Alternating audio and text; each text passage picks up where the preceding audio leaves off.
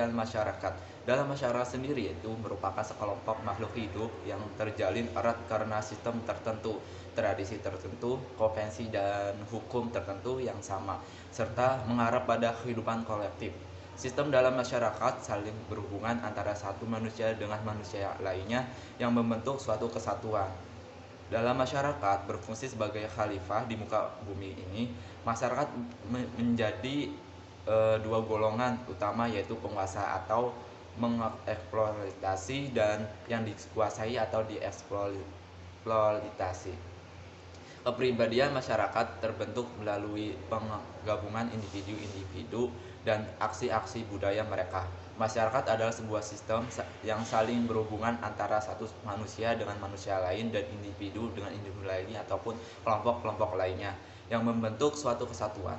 Manusia sebagai makhluk sosial membutuhkan manusia lainnya untuk memenuhi kebutuhannya. Mereka tidak dapat hidup sendiri dalam sebuah masyarakat.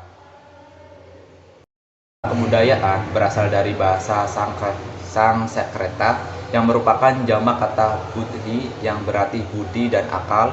Kebudayaan diartikan sebagai hal-hal yang bersangkutan dengan budi atau akal.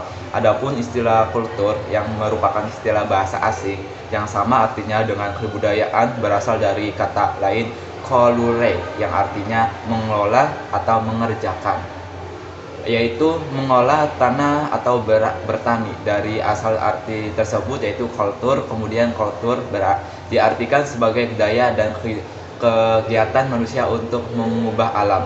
Kebudayaan merupakan kompleks atau yang mencakup pengetahuan, kepercayaan, kesenian atau moral, hukum, adat istiadat, dan lain kemampuan-kemampuan serta kebiasaan-kebiasaan yang didapatkan oleh manusia sebagai anggota masyarakat. Dengan kata lain, kebudayaan mencakup semuanya yang di dalamnya didapatkan atau dipelajari oleh manusia sebagai anggota masyarakat. Kebudayaan terdiri dari segala sesuatu yang dipelajari dari pola-pola perilaku yang normatif. Artinya, mencakup segala cara-cara atau pola-pola berpikir. Terima kasih. Selanjutnya ada poin C, unsur-unsur kebudayaan. Beberapa orang sarjana yang mencoba merumuskan unsur-unsur pokok kebudayaan tadi, misalnya Melville J. Horowitz mengajukan 4 unsur pokok kebudayaan, yaitu alat-alat teknologi, sistem ekonomi, keluarga, dan kekuasaan politik.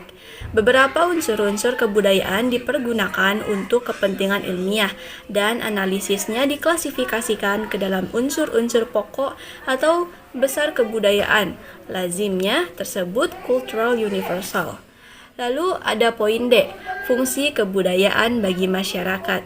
Kebudayaan mempunyai fungsi yang sangat besar bagi manusia dan masyarakat. Bermacam kekuatan yang harus dihadapi masyarakat dan anggota-anggotanya seperti kekuatan alam maupun kekuatan-kekuatan lainnya dalam masyarakat itu sendiri tidak selalu baik baginya. Selain itu, manusia dan masyarakat memerlukan pula kepuasan, baik di bidang spiritual maupun material. Kebutuhan masyarakat tersebut di atas untuk sebagian besar dipenuhi oleh kebudayaan yang bersumber pada masyarakat itu sendiri. Dikatakan sebagian besar karena kemampuan manusia terbatas, sehingga kemampuan kebudayaan merupakan hasil ciptaannya juga terbatas di dalam memenuhi segala kebutuhannya. F. Sifat hakikat kebudayaan. Walaupun setiap masyarakat mempunyai kebudayaan yang saling berbeda dengan satu sama lain, setiap kebudayaan mempunyai sifat hakikat yang berlaku umum bagi semua kebudayaan dimanapun juga. Sifat hakikat kebudayaan itu memiliki ciri setiap kebudayaannya. Tetapi bila seseorang hendak memahami sifat hakikatnya yang esensial, maka seseorang itu terlebih dahulu harus merentangkan pertentangan yang ada di dalamnya. Di dalam pengalaman manusia, kebudayaan itu bersifat universal. Akan tetapi, perwujudan kebudayaan mempunyai ciri-ciri yang khusus yang sesuai dengan kondisi dan situasi maupun lokasinya, sebagaimana diuraikan dalam bab ini.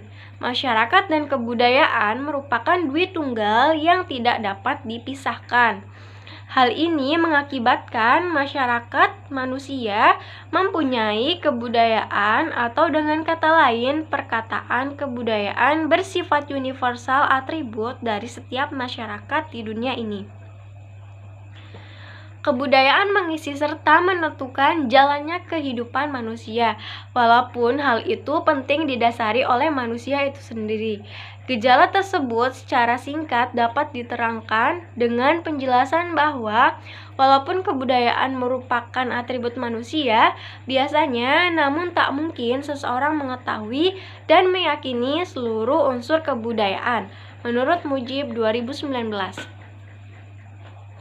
Betapa sulitnya bagi seseorang untuk mengetahui seluruh kebudayaan yang didukung oleh masyarakat, sehingga seolah-olah kebudayaan dapat dipelajari secara terpisah dari manusia menjadi pendukungnya.